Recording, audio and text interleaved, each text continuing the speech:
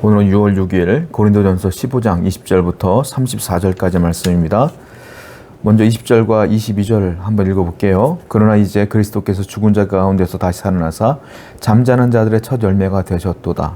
사망이 한 사람으로 말미암았으니 죽은 자의 부활도 한 사람으로 말미암는도다. 아담 안에서 모든 사람이 죽은 것 같이 그리스도 안에서 모든 사람이 삶을 얻으리라. 아담과 예수님 이렇게 두 분을 비교를 하는데, 아담 때문에 죄가 들어왔다고 말하고 예수님 때문에 부활이 시작됐다라고 말하고 있어요. 보면 예수님께서 뭐라고 말합니까? 20절에 예수님께서 살아나신 것이 잠자는 자들의 첫 열매가 되셨다 이렇게 말하고 있어요.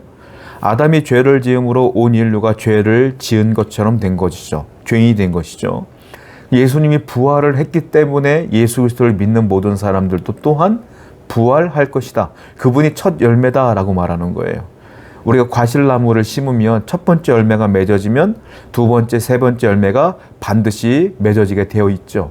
이와 같이 예수님이 부활했기 때문에 그분을 믿는 모든 사람들은 부활한다라는 것들을 이야기하는 거예요. 저와 여러분들은 예수님을 믿기 때문에 우리 또한 부활한다라는 거예요. 그러니까 부활을 확신하라 이렇게 바울은 얘기하고 있어요.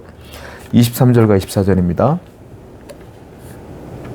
그러나 각각 자기 차례대로 되리니 먼저는 첫 열매인 그리스도요, 다음에는 그가 강림하실 때에 그리스도에게 속한 자요, 그 후에는 마지막이니 그가 모든 통치와 모든 권세와 능력을 멸하시고 나라를 아버지 하나님께 바칠 때라. 자, 이번에는 부활의 순서를 설명합니다. 먼저는 누가 부활합니까? 먼저는 첫 열매인 그리스도, 예수님이 부활을 해요. 그 다음에는 그분이 강림하실 때, 즉 재림하실 때에 그리스도께 속한 자들이 부활을 한다. 즉 예수를 믿는 사람, 그리고 이미 예수를 믿었다가 세상을 떠난 사람들의 육체가 부활한다라고 말하는 거예요. 그러니까 예수님이 부활했기 때문에 예수님을 믿는 모든 사람도 부활한다라는 얘기를 계속 얘기하고 있고요. 그 후에는 마지막이래요. 그 부활이 끝나면 마지막이니 그가 모든 통치와 모든 권세와 능력을 멸하시고 나라를 아버지 하나님께 바칠 때라.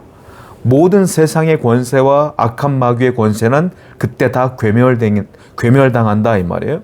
그리고 하나님의 나라, 이 모든 세상은 하나님의 나라로서 하나님께 바쳐질 것이다 라고 하면서 부활을 계속 이야기하고 있다라는 겁니다. 여러분 기억해야 될 게, 우리가 이 땅을 살아가는데 이 땅이 전부가 아니라는 것을 얘기하고 있는 거예요. 이 땅은 곧 주님이 재림하실 때에 다 없어질 세상이며, 이 세상은 곧 하나님 나라로 바뀔 것이다 라고 말하고 있기 때문에 우리는 이 세상에 모든 것을 쏟아붓는 것이 아니라 영원한 것에, 보이지 않는 것에, 저 천국을 향하여 하나님의 나라를 위하여 우리가 부활 신앙이 있다면, 부활을 확신한다면 그렇게 주의 영광을 위해 살아야 된다라는 것입니다. 25절부터 27절입니다. 그가 모든 원수를 그 발 아래에 둘 때까지 반드시 왕노릇하리니 맨 나중에 멸망받을 원수는 사망이니라. 만물을 그 발 아래에 두셨다 하셨으니 만물을 아래에 둔다 말씀하실 때 만물을 그의 아래에 두신 이가 그 중에 들지 아니한 것이 분명하도다. 만물을 그에게 복종하게 하실 때는 아들 자신도 그때 만물을 자기에게 복종하게 하신 이에게 복종하게 되리니 이는 하나님이 만유의 주로서 만유 안에 계시려 하심이라 라고 말하고 있어요. 아까는 부활의 순서를 얘기했고요. 이번에는 바울은 마지막 때에 일어날 사건들을 세분화하여 얘기를 하는데, 특별히 그 부활할 때 주님 앞에 굴복당할 것들에 대한 이야기를 하고 있습니다. 즉 부활은 주님이 승리하시는 날이다 라고 하는 거고요. 그리고 주님을 대적했던 모든 것들은 굴복당하는 날이다 라고 얘기하면서 그 순서를 얘기하는데, 먼저는 뭡니까? 첫 번째, 모든 원수를 그 발 아래 둔다. 원수가 주님 앞에 굴복당한다. 원수는 누굽니까? 마귀예요. 그 원수들은 다 굴복당한다 라고 말하고 있어요. 또 이번엔 누굽니까? 그 다음에는 사망이 굴복당한다.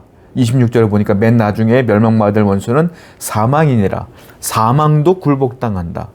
죄의 결과가 뭡니까? 사망이죠. 그 사망으로 이끌 자가 누굽니까? 원수 마귀죠.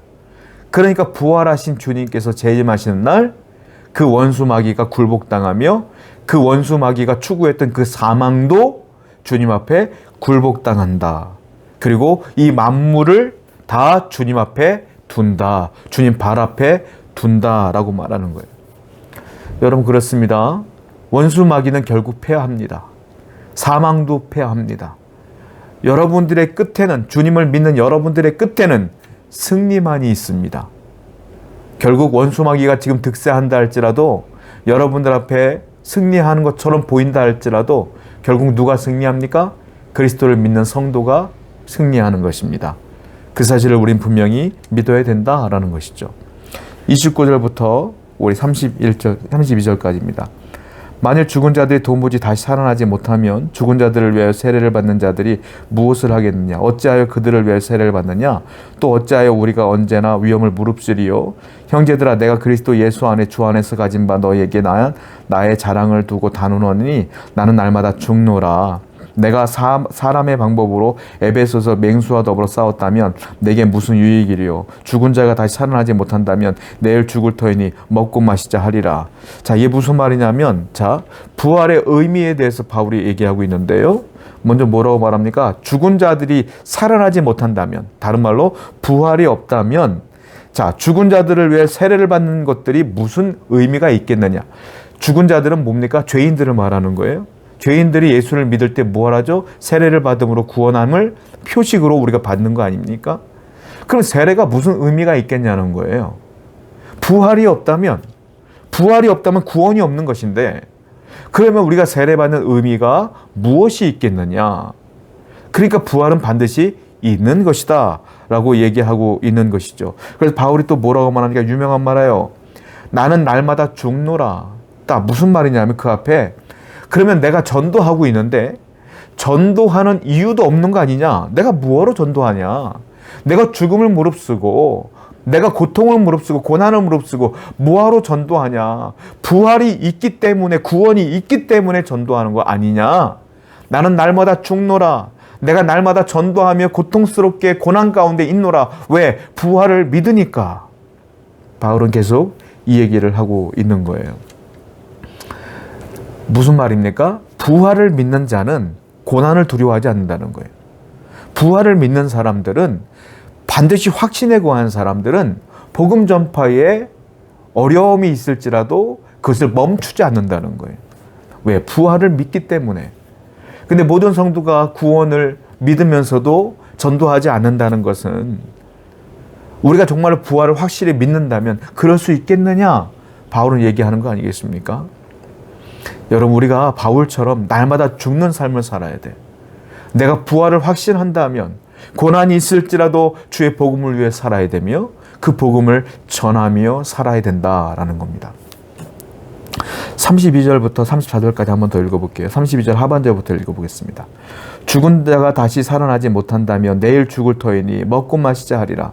속지 말라. 악한 동무들은 선한 행실을 더럽히나니 깨어 의를 행하고 죄를 짓지 말라. 하나님을 알지 못하는 자가 있기로 내가 너희를 부끄럽게 하기 위하여 말하노라. 자, 부활을 믿지 않으면 어떤 일들이 벌어지냐면 이렇게 한다는 거예요. 내일 죽을 터이니 먹고 마시자 하리라. 부활을 믿지 않으면, 즉 천국 내세를 인정하지 않으면 이 현실이 다라고 생각하는 사람들은 이 현실에 올인을 하는 거예요. 온 마음을 다하여 먹고 마시는데 집중한다 이거예요. 왜? 이 세상에서 내가 누릴 건 누려야 되기 때문에. 그러니까 어떻게 해요? 먹고 마시자는 다른 말로 말하면 쾌락, 타락, 정욕을 따라 살 수밖에 없지 않겠느냐.